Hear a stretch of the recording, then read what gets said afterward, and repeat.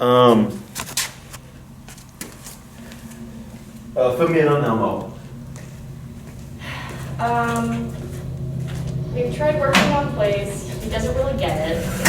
Okay. It's like the easiest thing. I know, and he doesn't get it. And the weird thing is, like, I'll be like, place, do the thing, put him on the giant pillow in one room, and then at one point he just got so overwhelmed he ran away and ran into his crate, and I'm just like, do I shock him if he goes into the crate? Like, I don't want to make him think the crate's a bad thing, Mm-hmm. so I'm like, okay, just, I guess, hang out in your crate. Mm-hmm. He's gotten better on the recall, yeah. Mm-hmm. So like, I figured out if I throw the frisbee, I can practice recall that way. Okay. Also, he plays fetch? Well, ish. Okay. He doesn't understand that he has to drop the toy. Okay. So, and sometimes he'll like grab the toy and then just walk away from me. Mm-hmm. Hence why recall is a pretty good activity. Mm-hmm. But now he sort of automatically knows that if he, and this is the downside of the toy, is like he automatically now knows that if he catches the thing, he has to run back to me. Mm-hmm. So I don't even have to say anything, and he just immediately starts running back to me. Mm-hmm.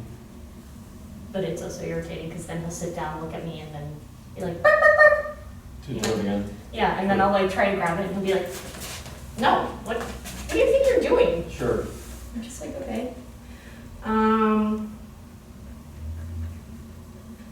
I've gone, we're in the 40s now. Okay. Shocks. Sure. And I think we're gonna have to slowly start even going higher than that, because it's just kind of a jerk. I've also been doing more of the stand to the side and let the other dogs by. Mm-hmm. Overall, that's worked really well. There was one incident where I was walking Elmo. I wasn't paying attention, didn't see that there was a dog in someone's yard, Sure, yeah. and then just the worst confrontation ever. Like, Sure. it's so bad that I noticed people like walking down the sidewalk just cross over to walk on the other sidewalk instead of having to deal with the dogs. Mm-hmm. And I know I probably should have nicked him, but he wasn't responding, so I just yanked him off and walked away. Good. So, progress. He's getting better in certain regards. Yeah, I need to get better, but I think he's a lot better than when we first started, so I'm really grateful. And my parents think so too. Oh, there you go. There you go. Yeah. Yeah. So, the recall, keep doing what you're doing. When it comes to drop it, it's very easy. On the remote collar, just go down low. So let's say, you have it on 45, whatever, for like the recall, but then when he brings it back, you can say the word drop it, or, I say out, doesn't matter, whatever your release word's gonna be. And let's say you're at 15, a couple of taps, nothing, 20, 25, just slowly go back up until he spits it out. And then when you go for it, if he tries to go for it again, you would simply tap, you wouldn't say anything to back him off. And you should be able to pick up the object, and if he tries to jump at the object when you have it, you tap him again, because it's completely off limits, until you release him to, fetch it again. And that'll fix the frustrated barking, because, he's just demanding that you throw it, or whatever. But we always go down low, because you don't want to kill the play drive. Right. Sometimes it happens, because once you start putting rules to things, things aren't as fun. But you just keep repeating that, and eventually he will associate, if I just release this object when you tell me to, I don't get nicked. Yeah, I feel like that's a really good command for him to learn in general. Yeah, and you can do that for other things, obviously. What makes it, so that one is one you can progress to like no collar, because he has play drive or toy drive, so you can practice it regularly whenever you are playing, frisbee and recall with him.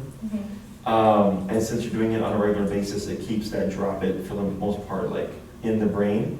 So if he's going for something he shouldn't, or has something he should release, you would just cue the word, he should release it. but that was pretty simple. For the reactivity, so you were in the 40s, right? Mhm. And I told you how high some of my other clients are. Yeah, they go over 100. Yeah, so the one I just had prior to you, she was struggling with reactivity for Weeks. 4 or 5 weeks. Yeah. So this week, even better than last week, and then she even filmed, like we did a segment on it, because I told her, feel free to have a seat by the way. Okay. We filmed it because one of the most common things I deal with is, owners just going to those higher levels, and since we're logical, is they feel bad, because you know what 80 out of 100 is in terms of, percentage and all that stuff, which is the same thing that she was struggling with. And then, now her number is 114, and she's like, not only does it stop her right away, but it's becoming less frequent, okay? But I gave her the same process I give everybody, where it's like little by little, you're just going up. But then after a few weeks, I told her, you're gonna go up faster now because it's been so much time, and we're really trying to squash this before, because she's doing 12 classes with me. So today was her 8th class. And, she was like, yeah, it's like night and day from when I was at 80, now I'm at 114. So that's just part of the process. Yeah. I've learned not to rush people, because then if they don't get there themselves, they don't do it. they don't keep up with it, right? Yeah, they'll just like kind of regress because they didn't go to the process. And Elmo's actually the easy part, in my opinion. It's the humans. It's the human, right? Because stopping the behavior is simple as just applying the consequence. It's just what does the consequence need to be for Elmo to retain? And every now and then I get a dog that doesn't retain the lesson, but there's only 2 breeds that it's been, and it's been blue heelers and it's been pit bulls. Those are the 2 breeds that I've found throughout 10 years that I get sometimes cases of extreme reactivity where they won't retain the lesson, so you can stop it, and then 20 seconds later they'll blow up with the next dog, okay? Most dogs, we stop it, and then it's time, no reactivity, and then maybe an explosion, then we correct it, then it's more time, So I'm not really picking up that here. I just think his number is higher. And it's just, it's tricky because, like, especially with the recall, when he starts to protest and be resistant, and he gets barky, that it sucks. But I can see by everything he does, like he goes, picks up sticks or whatever, moves away from you and all that stuff, that he was starting to play that game. And that I would just say taking it, what you were saying, as urgent. That's where that was coming from. But that stuff also ties in with the reactivity. Because if he's like, yeah, you called me, but I'm gonna chew on the stick, right? And he's willing to do it, and you're obviously trying to stop him. Then I think to myself, like, well then, if he wants to be reactive, and he'll take the hits at 40 for a stick, that's just a stick, right? And if the reactivity is more rewarding for him, then I'd assume that number's gonna be even higher than that. So. Did you hear that? Do you want a higher number? Is he missing a canine? Yeah. I didn't actually notice that. Yeah, lower left. Yep. Cost me $600. To have it removed? Yes. Did he break it? Yes. Did they have to be removed? The vet was like, I think the pulp is exposed. And I was like, you think or you know? And she's like, it'll cost you more to get a definitive answer. And I'm just like, oh, okay. Because my pit, she's cracked 2 teeth on the canine from like running into walls and stuff. But yeah, I mean, she still has them, we never did anything with it. They said that she wasn't in any discomfort or anything like that. Any questions for me about the stuff that you've covered in the past week or 2? I think I'm slowly getting the hang of it, and I'm also getting a lot more comfortable increasing that number. I'm just like, you need to learn. I'm done. Right. How often do you come across dogs? I really can't answer that question because I feel like it is so variable. Okay. Like, remember the last time last week when there were all of a sudden all those dogs in the park? Oh, yeah. Yeah, it's sort of like that every day. I don't know how many dogs are going to be on the walk. And so sometimes there are no dogs. Other times there's like, Elmo, come. Good boy. And And sometimes there's like dogs everywhere. Gotcha. And dog owners who don't seem to understand that they should not be on their phone while walking the Yeah, dog. sure, yeah. That stuff, right, you can't account for. Okay, so is there anything in particular you'd like to work on today?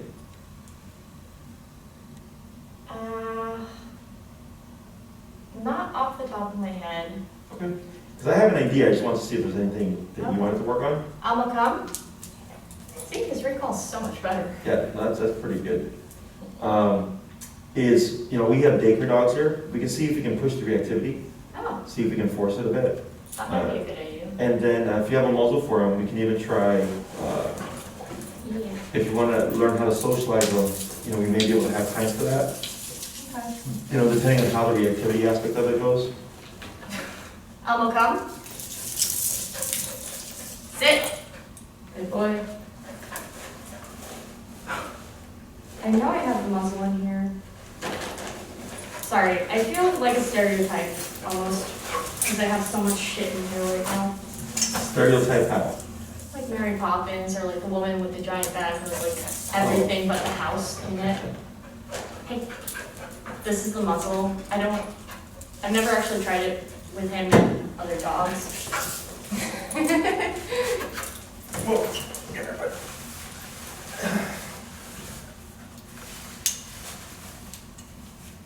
That looks like the correct size. So we'll have that in case we need it, so you can just keep it in your pocket. So if you move to like socializing and stuff, we'll pop it on. Otherwise, if we're gonna just bring out dogs and stuff, it'll probably just be fine. Okay.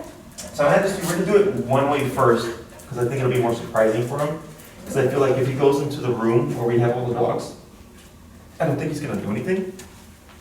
So when I come back right now, I'm gonna come back with another dog, so go ahead and have your remote ready.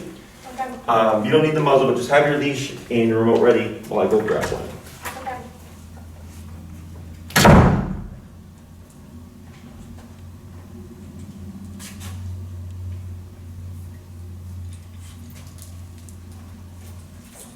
Hey.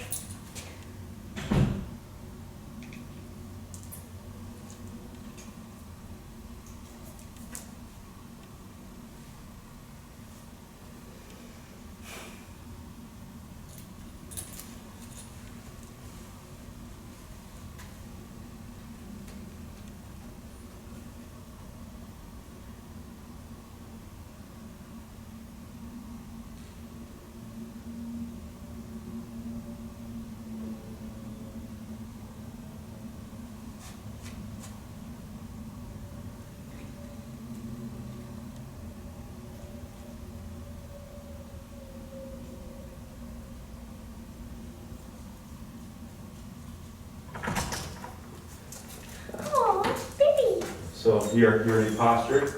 So where you go. Good boy. And what we're gonna do here is going to shorten a little bit more on that leash. Okay. There you go. So when you're shortening, because you want to think distance, right? Mhm. So you haven't sharpened that tight. This is Lexi, this is my kitty. She's very cute. Thank you. She's put on a few pounds here. You should have a little bit of turn. All right. Should I make him? Let's take a look. So he's containing pretty good. Yep. There we go. And you said you're at 40? 42. Okay. Earlier today it was at 45. Okay. So let me have you move forward a bit. I'm just going to come about right there. All right. So you see how he keeps looking for us Yeah. around? Okay. Mm-hmm. Yeah. Did you see it? That he was making direct eye contact? He was also curling his lip. Oh, I didn't see that. Yeah. Let's see if there's tension right there. Yeah. I mean, this is how it normally starts, is at first we're like, oh, he seems to be okay, and then all of a sudden. No, like right when she was paused, about here, Mhm. he started curling his lip. It was on this side, so Oh, that's probably why you couldn't see it. And even just the way he's sitting, he's right? so scared. Now the shaking and stuff. Yeah. Do I tap? Not yet. I'm seeing if you'll give the cue again. Okay. Because this is making me a little anxious. Sorry. That's why we do controlled context. But even Lex can sense his tension because she's giving that feedback back. Good. She's like, why am I hanging out with this dog? Yeah. So you see how he keeps like looking back and stuff? Yeah. That's distrust because he feels vulnerable. Right there. It's all normal stuff. Okay. All right. Now what we're gonna do here? There we go. Did he do it? Now you start panting. Oh. Okay.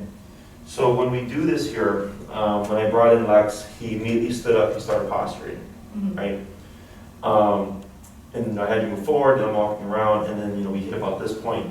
They're looking at each other, and he starts to warn her from about a 4-foot gap. Mm-hmm. That he doesn't want her to come closer. He corrected him, whatever. And then now, because now we're keeping him within the context, the brain can only hold that stress for so long. Mm-hmm. So I always want to see panting whenever we're doing anything behavioral. Lip lick, and then back to panting again. Because this means venting stress or relaxation. Okay? So he's not completely relaxed, but he means he's venting everything that just happened right now. Okay? So, and then stress on. So then lip licking tells you that something had just happened or is happening that is currently stressing him out. Okay? You don't correct the lip licking. Okay? It's just a sign of like, hey, I don't like this. Okay? I correct any kind of forward movement from that thought process. So if like he licked his lips and then started growling at her, licked his lips and started lunging, licked his lips and then started curling his lip, all those are forward actions saying, I may become more aggressive or whatever, right? So they're the precursor. So then you may read online like, oh, you don't correct, dogs for warning. Okay, like growling and stuff, because then they won't warn, and all of a sudden you get random aggression. That's not really how it works, okay, in my opinion. It's levels of escalation, okay? The lowest level here, we'll just say is like, for instance, the lip curl. That's like the 1. And then 10 would be full-blown lunging, barking, biting, whatever, the full reactivity, right? Is that if the dog will go to 1, then they'll go to 2, 3, 4, whatever. Okay, so I don't even let the brain go to 1. So for him, he learned, all right, Lex is here. I don't like Lex being here. I don't like her being this close to me, but nothing's happening. And then you're going to correct that. Yep, lightly pull up. Yep, there we go. And relax. And that's fine. Because now he's getting that avoidance behavior. Okay, in order for the brain to learn to self-regulate, which means when he thinks about it, he goes, no, I shouldn't do that. You have to stop it at the beginning, okay? Before it starts to go down the line. Because like, let's say he lip curled, showed teeth, and growled, and then you corrected, the brain will always go to those steps, which easily, because it builds momentum, easily just goes to the next step. But if he thinks to himself, I can't even, either think about being aggressive, is that in order for a dog to self-regulate, we're creating a pattern. The pattern is stimulus, negative response, consequence, right? Immediately. So then he thinks, if I think about being aggressive, I assume this tap is going to kick in, and I don't want that. So then he just starts to right away retract from that thought process and doesn't escalate down the line. Okay? Because the more you allow him to do, the more rewarding it is for him, the more he's going to want to do it. So to give you an example, I had a case where the dog would dig into the garbage, and they had to do 127 continuous to get him to stop. But they did 127 continuous, because he's coming back in again, and he was already in the garbage. And they're saying, like, Jesse, we do 127 continuous, and he keeps going to the garbage. He, like, repeatedly. Like, it doesn't faze him, right? They're like, why? Because human logic says this sucks. Why would a dog keep doing it? And I go, well, one, dogs are physically tough because they bite each other, okay? Two, if the reward of already digging in the garbage is worth it, the dog will take the 127 because he knows I can get in the garbage. I just can't be in there for long, okay? So what we had to do to fix the problem is they had to do 127 continuous even for looking at the garbage. Okay, so the dog never got to the garbage after I tweaked that little thing. I said, what we're gonna do, I was like, you're correct, but now we're gonna go back a few steps and not even allow him to think about it. And then after a couple of weeks, he just completely avoided the garbage can because he couldn't go to the next level. He couldn't escalate, okay? So same thing with Elmo here, except we're dealing with reactivity, right? So it's not that you're taking away his warning sign, it's that you're not allowing him to escalate so that the brain doesn't even go there in the first place. What his brain should go to, because we have the 4 responses. Do you remember 4 responses?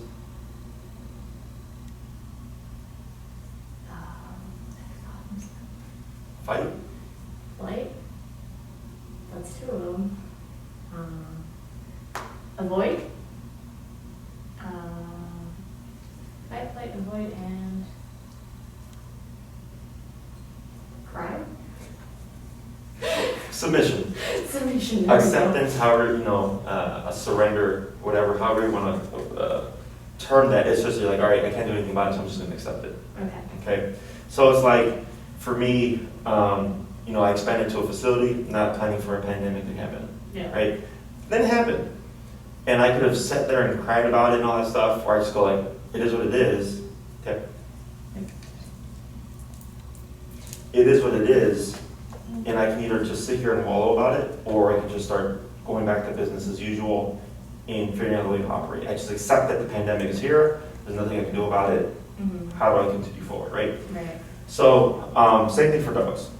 So the first thing we always create when we're dealing with aggressive response is always avoidance, okay? And reactivity, any of that stuff that, lip curling is all categorized as fight response, right? It's confrontational. He's either saying, hey, back off because I'm a bad dude, or he thinks he's a bad dude, or, whatever. That's all categorized as that response. So when we remove that, he's like, well, okay, I can't run away because I'm on a leash. I can't fight because mom's disagreeing with it. That leaves avoidance and submission. And because there's still an option before submission, he's going to choose to avoid it, okay? And then we would see that, so like let's say right now, like when you said stepping aside and stuff, I think I told you about the lady whose dog would put her head behind her leg, right? Is he was actively avoiding, and then the dog would pass, and he'd bring his leg out and think, okay, I'm cool now, right? That's how he chose to handle that situation. Some dogs come to the point where they're just like, okay, there's a dog, nothing I can do about it, okay? And they just accept. So here, especially like when you're trying to socialize dogs, you cannot allow the brain to go to that next level. Otherwise, he'll always be cautious or suspicious, which doesn't allow curiosity to happen.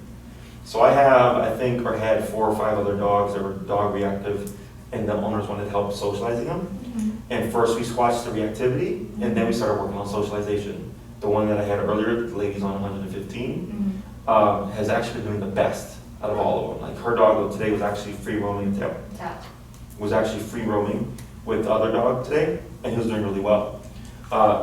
Another dog actually actively tried to attack another dog during our socialization class. She corrected it. We took a picture, and then we all went our ways, right? And then her mom had a friend over who had a large mastiff puppy. Those are huge. Yes. And he tried to go after the puppy. She was able to stop it. But then when they were gone one day, the dad just decided let's see what happens. And they're playing together now. Okay? But you have to stop the aggression first before there would be any window of him being social if, the owner so wants. What I always care about is just coexistence. Like, go in the world and just don't be a jerk. Right. Like, I don't need you to like dogs, I don't need you to have dogs, I don't need you to let them sniff you and that stuff. Just don't be lunging and barking. Okay? Now, here, I'm going to point out a couple of things. Right. One is, are you unsure of what Elmo is supposed to be doing? Right now? Just in general. Yeah. Okay. Not all the time, but some of the time. Okay. Like, when would be the times where you're like, what should Elmo be doing? It's mainly around other dogs where I'm just like, should Elmo be doing that? Is that okay behavior? And what is the behavior he's doing? He'll be looking at them. So I like, Sure. I'll end up tapping and being like, don't look at them. Uh-huh. I'm always just like, is that really not okay? Or, for example, when that dog in the front yard just went Mm-hmm. ham with Elmo, it's like, I don't know what to do here. He's like reactive and he's creating this huge scene, and I don't know if tapping's gonna help, so I'm just gonna like pull him off and then deal with it after I get some space. Okay. So the main thing always, if it's any kind of aggressive type Mhm. response, is just don't do that. Okay. I don't care what else. I don't care whatever else you do, but don't do that. Don't pull the dog away. No, I'm not talking about. I'm talking about Elmo. Oh, okay. Right. So like, let's say I'm walking and there's a dog behind a fence and starts lunging and barking. I don't care what Elmo does in that situation, but don't be Lunge reactive or- back. Yeah. Okay? If I'm stepping aside, like right now with Lex, and Lex has been trained so she just automatically sits and stuff, is if I step aside and he's standing, I really don't care that he's standing. I care more about the fact that he's not being reactive. Mhm. Okay? Now the reason why we condition the sits and all that stuff is it because it makes it easier for the owner. Yeah. It gives a very clear picture of this is what you should be doing when dogs are passing. Okay? Yeah. So don't worry about if you tap Elmo, it's going to make him worse, Mhm. or it's going to make him not like dogs. You don't worry about that stuff, Okay. okay? Because he already doesn't like dogs, Yeah. okay? So don't worry about that point. And then you're not going to make it worse. It can look worse because if you're not at the appropriate number, you're just annoying him, Mhm. okay? So then you're just kind of poking at him, and he's like, let me do what I'm doing, right? You know, so like, for instance, again, with, you know, the lady with Ollie, she had that thought process, like, what if we make this worse? Mhm. Like, it's already bad. You know, like, what's the worst that's gonna happen? Yeah. And then she went to 115, and all of a sudden it's like, oh shit, no, like, it's actually doing what I thought it wasn't gonna do. You know, it's actually helping and getting the dog to be calmer. So, when you're in those situations, make it simple for yourself, and just go, I don't want him doing that. Mhm. Okay? And you know what you want and don't want from Elmo. Yeah. Don't worry about sit, stay down, come place, heel, or any of that stuff. Just worry about, I don't want you to do that. Yeah. Okay? Don't pull on the leash and start barking and trying to attack the other dog for fence. Correct. Now, there's a positive to that. And that positive is that that's a controlled context. Yeah, for sure. Because they're not, unless you let the leash fully go, and the fence is like, you know, the bar fences where their mouth can go through, they're not gonna make contact with each other. Yeah. Okay? And so if I walk by and all of a sudden he's lunging and barking at the fence, I'm like, oh, okay, you can't get to the dog. Nobody's coming. Right? Mhm. Keep going up. 90. Yep.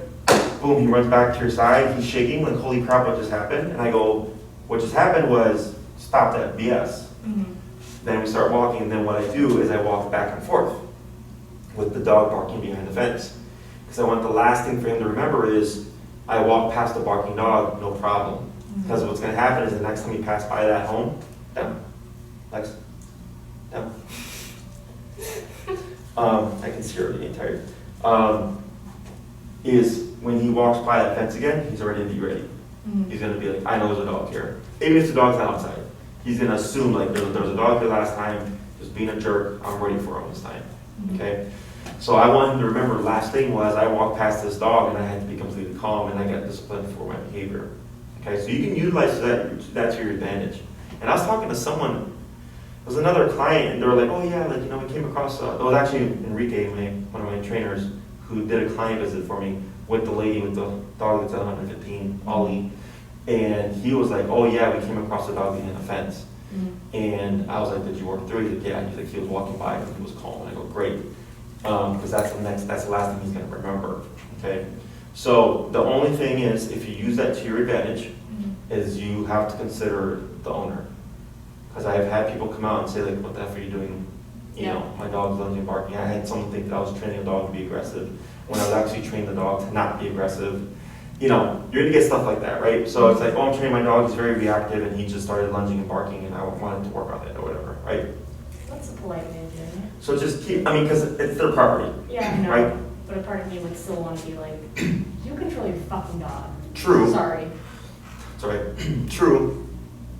But that dog is protecting their territory. Yeah. So since I see that, I don't really see it that bad. Mm-hmm. Too bad I didn't drink the water.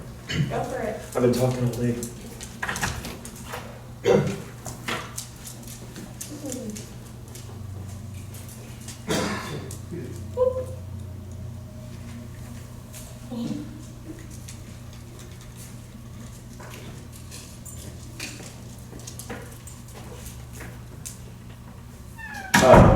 But technically, yes, right? So like, according to laws, Yeah, I would lose that argument in the court of law, because it's their property. yeah, well, actually, so the way the law works, just so you know, is like, let's say a dog bites you through the fence, Mm-hmm. or you put your hand through and the dog bites, you're actually held liable. Oh, interesting. That's how Chicago law works. Interesting. Yeah. But because no matter if it's on your property or not, if your dog's off leash, you are still accountable. Mm-hmm. So I don't agree with that part of the law, because if someone is ill intent and trying to come Oh my into my God. space, careful. Okay. That'll be, I look at that as protecting the property. Yeah, which is kind of why people get dogs. Yeah. So here with him, go ahead and place him back to your side again. I'm okay. Nope. Okay, and then you'll shorten your leash again. Very good, and I'm gonna walk around the outlex. So do I nick him if he's looking? This is okay for now. Okay. So see that raised paw? Oh, I see it. Yeah. Oh, that's not good. Well, it doesn't mean like I'm gonna attack, it just means I'm unsure right now.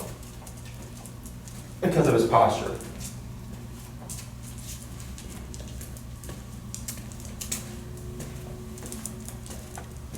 This is actually the best I've ever seen him with another dog. I don't know if it's because your dog is very well behaved.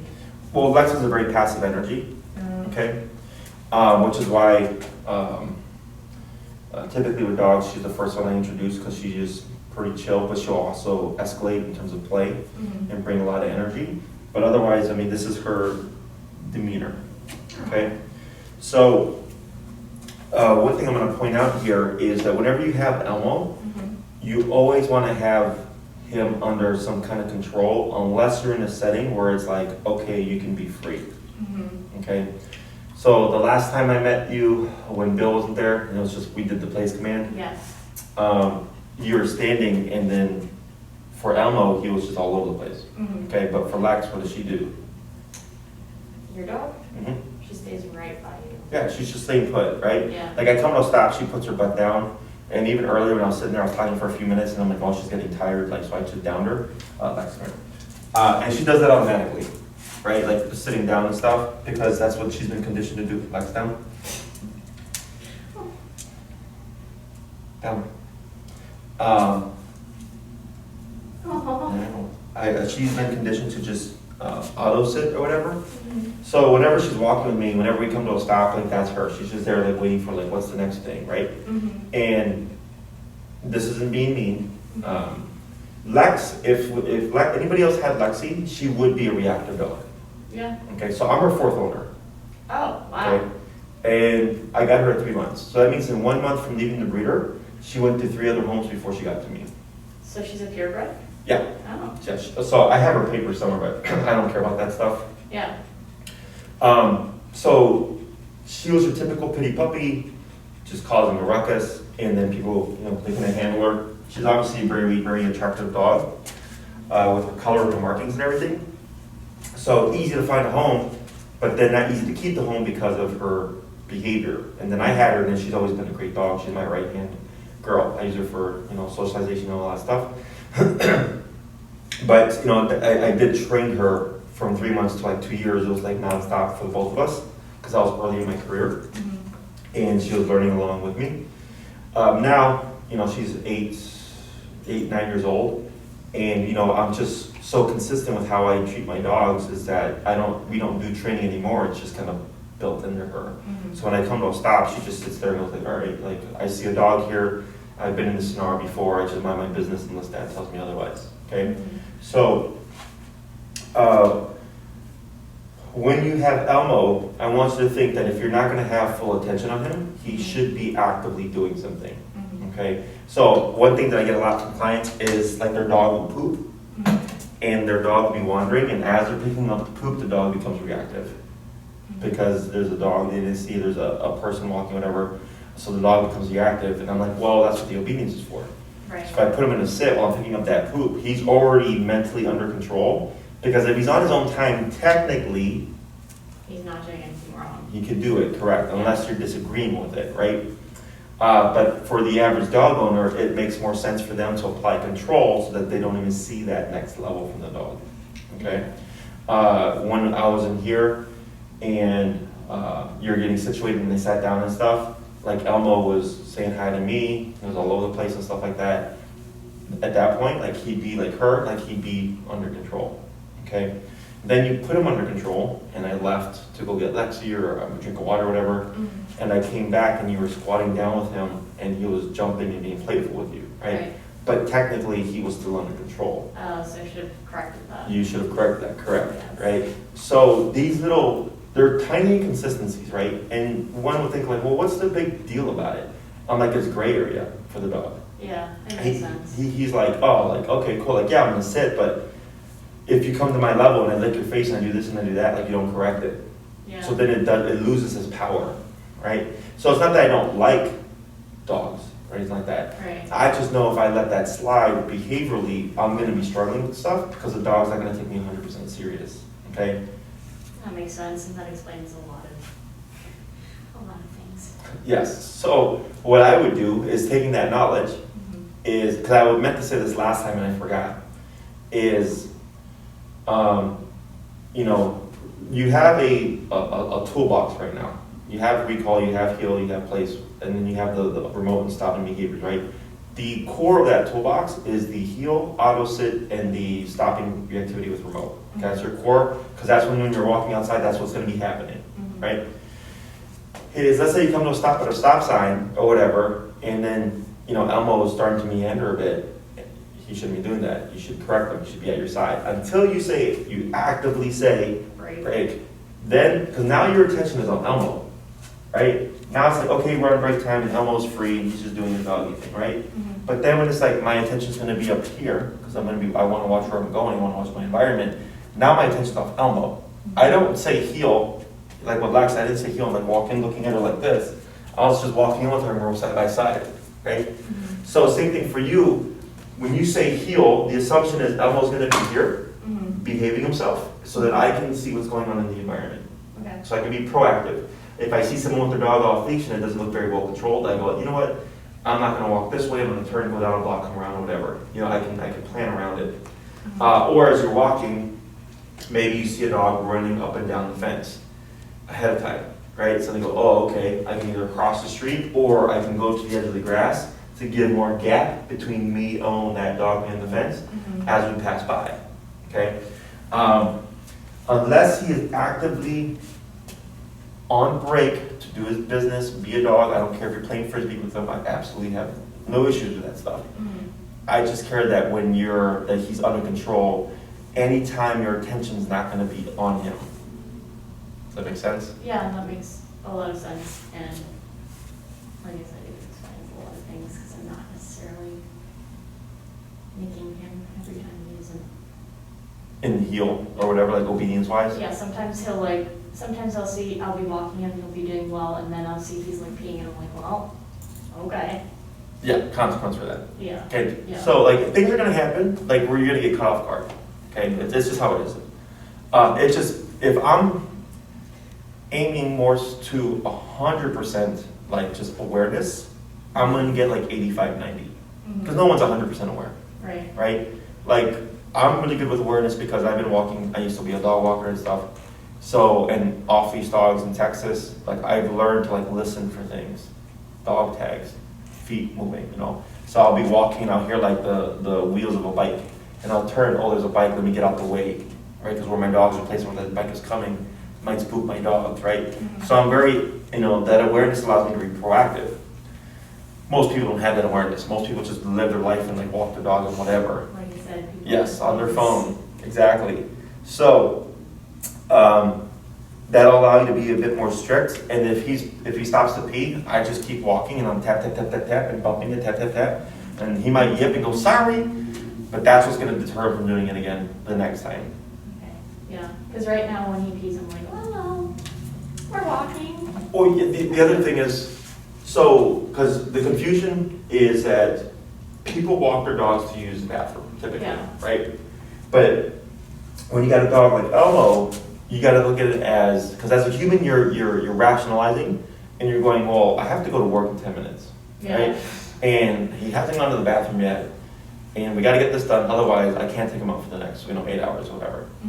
Is you're rationalizing it for Elmo, that Elmo's not rationalizing it himself. He's just thinking, Mom said heel, and usually heel is this very strict thing, but then I decided I'm gonna go pee, and it went without consequence, so then if I can just pee whenever I want, then I can poop whenever I want, I can jump on anything I want, I can lunge at anything I want, I can bark at anything I want, it becomes other things. It's a snowball effect. Yes. So if a dog can do the little things, they can do the bigger things. Yeah. Okay? Because I understand the human logic, I get it. Yeah. My Chihuahua, notorious when I first got him because he was a feral dog. You have a Chihuahua and a pit bull? Yeah. He's 8 pounds, so we're like 60. He's a feral dog, or he was. The first year of his life, he lived on a farm, just free, doing whatever he wanted. And then he was given to me, and he was not crate trained, he was not potty trained, he had no training, he was very leash aggressive towards anything and everything dog related. And it only took me a couple of days for me to stop all that stuff, because I was like, nope, nope, nope, nope, nope, nope, nope. Okay, so he's like, oh crap, right, well, can't get away with these things, I'm supposed to be compliant, right? But he used to be a big, because he was unneutered until he was about 5 or 6. Oh wow. Yeah, and he's 8 years old now, same as age as her, about 8 or 9. So, but I never had marking problems with him because structure. He learned if Jesse's walking, he says heel, if I stop to mark on something, I'm getting remoted. So he knew at the beginning of the walk it was free time. Sometime in the middle, I would stop, more free time, and at the end I would stop, more free time. But those chunks in between those things were always structure, we're moving. So then he was like, oh, okay, cool. He's like, so he would pee everything at once because he knew we're going on a long walk. And I'm not going to be allowed to stop to use the bathroom. Okay? So same thing for Elmo. That's why that break is important. So when you come out, start with the potty break. I understand this stuff's got to get done. And if it's like usually maybe a 20-minute ritual before work where you let him go potty, and then you go, okay, I have 15 minutes. I might do a 10-minute walk, 12-minute walk, solid walk, no stopping. He has to be here. Then they come back to the yard or the front or whatever. Okay, Elmo break. Potty for that last 3 minutes, to get everything out, and then back inside and we're good. Okay, so I'm not opposed to the potty breaks. It's just I'm putting them under your control. Yeah, so more structured walks, basically. Yes. Treat them like a toddler with structured time.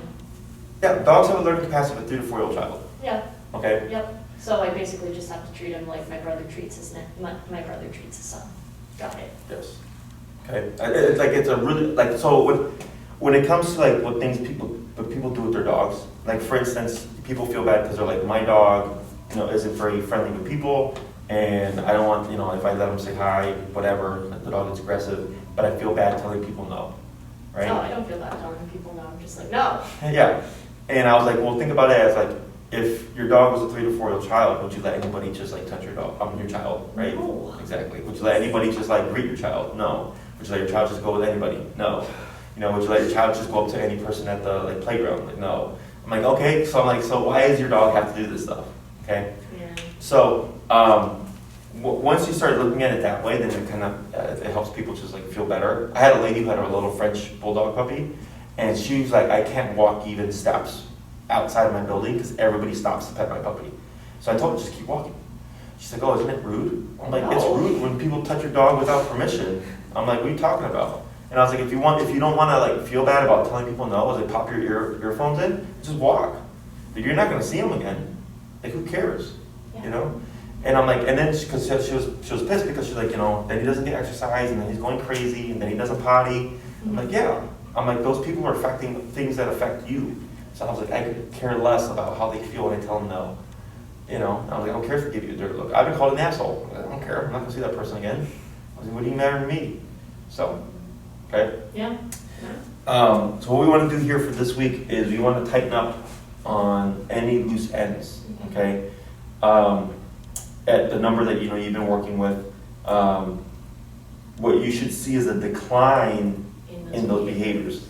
Because now that there is being consequence, again, he should start self-regulating, where he's like, oh, nope, not gonna do that. Nope, not gonna pee on that tree because mom's gonna remote me. Nope, not gonna think about lunging or whatever because I know when they remote it, even if I lift the slightest movement of my lip or whatever, just very much like, nope, this is not gonna happen. Okay. Now the dogs behind fences thing. Okay. So reactivity is a spectrum. Human reactivity is almost always the first thing that goes away. Then it's calm dogs. Then it's excited dogs. And then other reactive dogs. And then dogs behind fences. Or sudden run-ins, like you turn a corner dog. Are in the spectrum. Yeah. Because you can't plan for those things. It's just like you're walking all of a sudden, holy crap, this person's dog is lunging at my dog. Or I'm walking on, holy crap, there's a dog behind a fence, right? So unless you know the neighborhood or learn the neighborhood where it's like, oh, I know there's dogs behind fences here. Since you really can't control it, it takes longer to address because you can only address it when it's actively happening. But like, let's say you're walking, there's a dog behind the fence, he starts being reactive, and then the person calls their dog, and their dog returns. Now he thinks his lunging and barking made their dog leave. So then that rewards him, right? Or like maybe the person has a reactive dog themselves, and they feel embarrassed, and they want to leave the situation, right? Then that also works to teach him that he thinks, that his behavior garnered their response of leaving the situation. Okay? Questions about any of that stuff? So if I'm walking and we bump into a reactive dog, I know you said this last week, but I just want to triple check because my instinct is always to just walk away, but basically try to get distance and just zip, zip, zip, zip, zip. Distance and then be stationary. Yeah. Don't be moving away, back, moving away and then keep moving. You want to get distance, whatever you feel comfortable with. I don't care if you're at the edge of the curb, I don't care if you're in the middle or whatever, but you definitely don't want to be right next to the sidewalk because proximity. Right. And then what you're doing is like, hey, this is life. You're going to see dogs, okay? And you're also building, you're also building your habits as his handler. So for me, like if a dog becomes aggressive or reactive, I already have where I do everything just automatically. Choke up on the leash, get immediate control, then I start working on my consequence, okay? So when you're doing this and you're stepping aside, you're already, you're practicing these things, and then one day you turn the corner, dog, and you're already jumping into that mode because you've practiced and practiced and practiced and practiced it, okay? And it's just like with any other skill, like, playing an instrument, like scales. Do you play an instrument? Yes. What do you what? Piano lessons for 10 years, and I'm currently taking singing lessons because my vocal cords are cheaper than piano. So. Really? Yeah. Oh man, I also went to at least I thought it was expensive when I took singing lessons. It is expensive, and I'm just like, So scales, right? And even with your vocal cords, it's muscle memory. Yeah. Right? For sure. So they'll have you practice intervals and things like that to get used to, or they'll use reference points like the wedding song, like it's a perfect fourth. Oh. Have you ever done that where they use songs as reference points, like really popular songs? No, actually. Well, it helps. Like Jaws is a half step. Huh. So if you have trouble with half steps, that's what we used when I was in oral skills class. But it's muscle memory.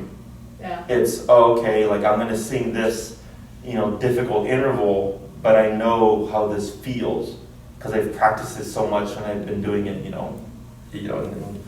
the practice room or whatever. Same thing with piano. the scales. It's the same, and you get used to those patterns, and you're just like moving them all up and down the keyboard until when you're learning and reading sheet music, you know where that note on the paper is on the piano. Yep. Okay, because you've developed that habit, that skill set, that muscle memory. Same thing for dogs. Okay, stepping aside, shortening the leash, all that stuff. It's all muscle memory. The reason I'm laughing is because I am a notoriously bad music student, and I hate scales, so I don't do them. I was a music nerd, so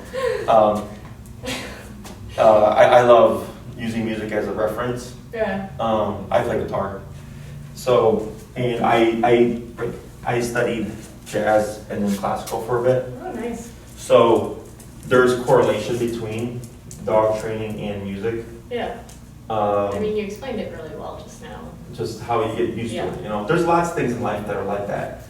So like when you see a red light, you're conditioned to slow down. Or a yellow light, you're conditioned to slow down. It's all the same stuff. It's just muscle memory. So for this week, you're just going to make some adjustments to